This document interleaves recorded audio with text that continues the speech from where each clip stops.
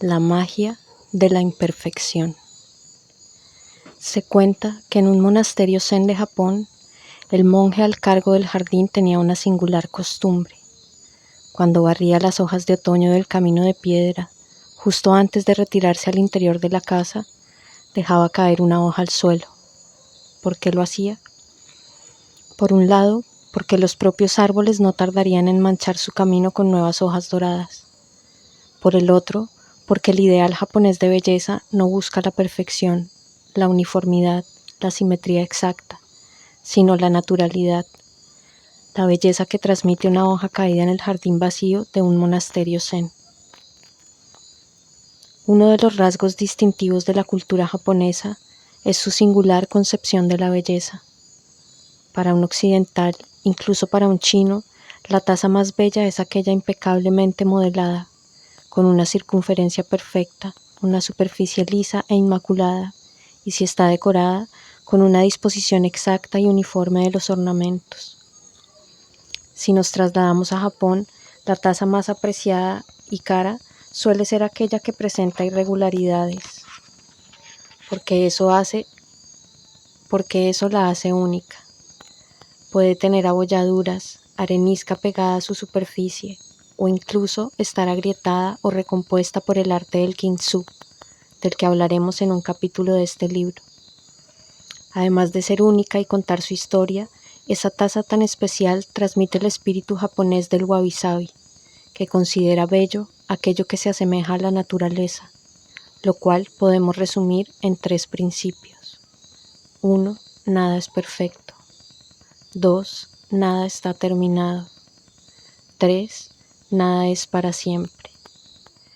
Aplicado al ser humano, ser conscientes de nuestra imperfección nos aporta humildad. Aceptarla nos libera de la autoexigencia enfermiza, de la fijación por una perfección que no existe en la naturaleza y por lo tanto en el ser humano. Aceptar la propia imperfección, el carácter único de cada cual, no implica conformismo. Al contrario, indica el camino que podemos recorrer para evolucionar como seres humanos.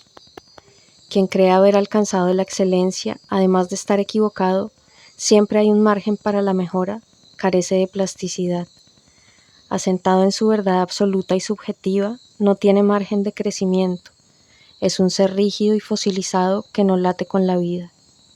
Yendo al segundo principio, el wabi-sabi nos recuerda justamente que nada está terminado.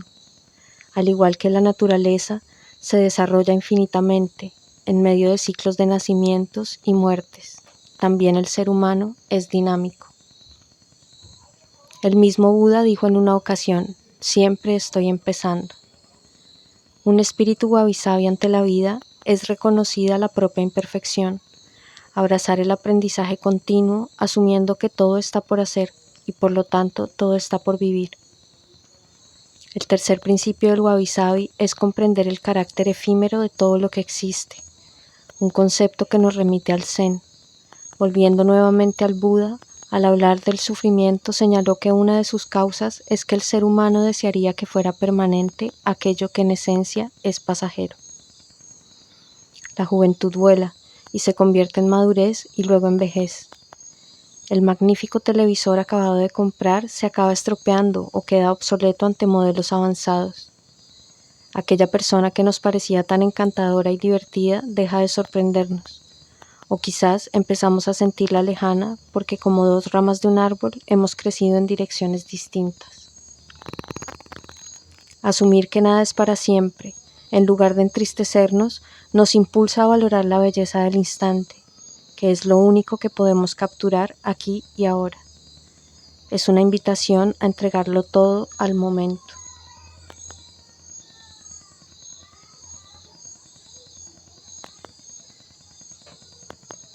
Tal vez sea el último paseo que realizamos en el parque, pero si lo experimentamos como quien se despide de la vida, vale por todos los paseos del mundo. Al igual que la taza imperfecta y quebrada es la más valiosa para la concepción japonesa de la belleza, la hoja seca a punto de descolgarse de una rama desnuda tiene más emoción que un exuberante prado lleno de flores. Esa es la magia del wabi-sabi, que inspira nuestra vida, ofreciéndonos un nuevo horizonte de sensibilidad, crecimiento y realización. Píldora para meditar. El graznido de los cuervos, el toro cubierto de nieve que parece un bokushi con sombrero, el peso de la nieve que hace que se doblen las ramas de los árboles, el agua de la fuente que se abre paso por la nieve, el sonido de mis pasos absorbido por la nieve. ¿Soy yo una parte minúscula de este jardín imperfecto? ¿O es el jardín parte de mí, de mi universo?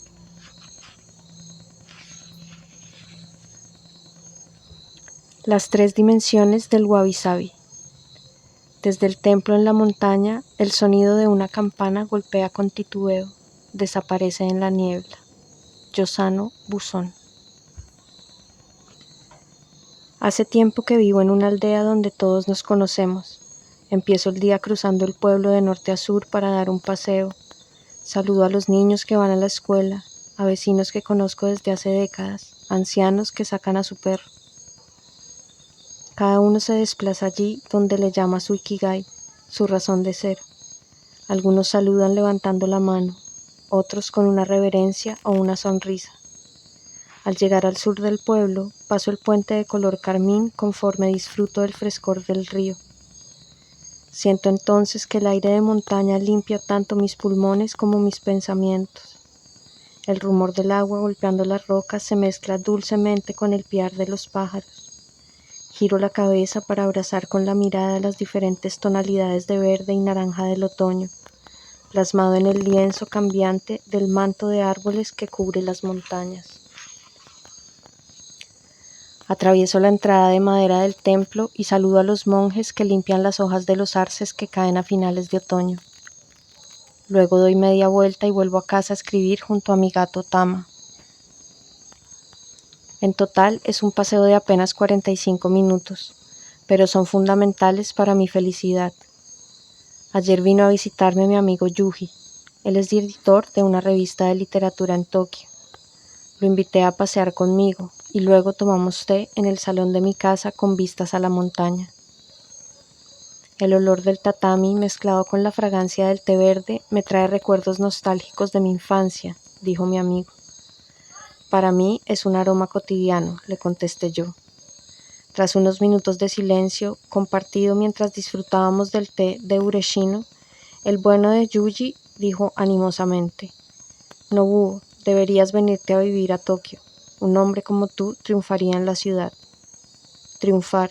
¿Y eso para qué sirve? Serías famoso en los círculos literarios y te invitarían a eventos todos los días. Allí conocerías a mujeres bellísimas y gente influyente del mundillo, y ganarías mucho dinero. Tendrías 10 veces más oportunidades profesionales que estando aquí recluido en las montañas. Ya, pero con el estrés de la vida de ciudad tendría 10 veces menos inspiración y también 10 veces menos felicidad. Por favor, Nobuo, me imploró mi amigo, no seas negativo. Ir a vivir a la ciudad, ¿para qué? ¿Para tener más cosas que no necesito? Eres tan zen, nunca cambiarás. ¿Para qué acumular más de lo que no necesito? Deseo vivir acorde con mi naturaleza. Mi guía es el wabi-sabi. El wabi-sabi es simplemente un valor estético, dijo Yuji. Te ayudará con tu arte, pero poco más. Para mí el wabi-sabi trasciende todo eso, protesté. Es una filosofía y un estilo de vida. Yo diría incluso que es una forma de entender el universo. Me parece muy bien, pero ¿no tienes miedo a equivocarte? ¿Arrepentirte en el futuro de no haber hecho otras cosas además de escribir, tocar el piano y dar paseos por las montañas? No pude evitar reír ante aquella pregunta y exclamé: precisamente, es una existencia wabi-sabi, no hay equivocaciones. La vida es imperfecta por definición, así que si me equivoco, que así sea. Cuando mi amigo editor se hubo marchado, mientras contemplaba el atardecer con el gato en mi regazo, pensé que para mí el wabi-sabi se expande en 3 grandes dimensiones. Antes de especificarlas, quiero expresar que el wabi-sabi está conmigo desde que me despierto hasta que me voy a dormir. Está en el arte que creo y en el que disfruto. Está en mi casa y en mi jardín, también en mis relaciones con mi familia y amigos, incluso con mi gato Tama. Wabi Sabi es mi forma de sentir mi existencia y de interactuar con el mundo con elegancia, armonía y paz. La visita de Yuji me animó a escribir este libro, que se divide en 3 grandes bloques que se corresponden con estas dimensiones.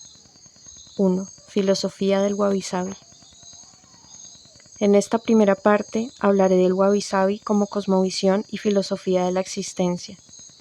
Nos ofrece una forma distinta de entender y sentir el universo, así como nuestras relaciones con los demás. Observar el mundo a través de la lente del Wabi Sabi te ayudará a vivir en armonía tanto en tiempos de paz como de estrés e intranquilidad. La filosofía del Wabi Sabi nos dice que todo es impermanente. Incluso las rocas que llevan millones de años formando una montaña, llegará un momento en que desaparecerán. Todo fluye en un cambio constante, y si vamos contra el flujo, sufriremos. La única forma de ser feliz es aceptarlo. A veces sentiremos melancolía y nostalgia, pero son sentimientos de los que podemos disfrutar. ¿Para qué preocuparnos por el futuro o por el presente si mañana nada será igual que ayer? 2. El arte del Wabi Sabi. Como valor estético, comprender este concepto nos permite profundizar tanto en las obras de arte como en el alma de los objetos que nos rodean o de nuestro propio hogar. 3 ejemplos de arte Wabi Sabi. Una casa tradicional japonesa que ha sido restaurada reforzando su estructura, pero manteniendo las grietas de la madera centenaria. Una taza de té que se cayó al suelo y se rompió en pedazos, pero ha sido restaurada usando técnicas del kintsugi. Un film en el que la imperfección de los personajes y el paso del tiempo en sus vidas es el tema principal. Las películas de mi compatriota Yasuhiro Ozu son esencialmente Wabi Sabi. 3. El Wabi Sabi como forma de vida. Pero entender y sentir el Wabi Sabi no es suficiente si no vivimos acorde con sus principios.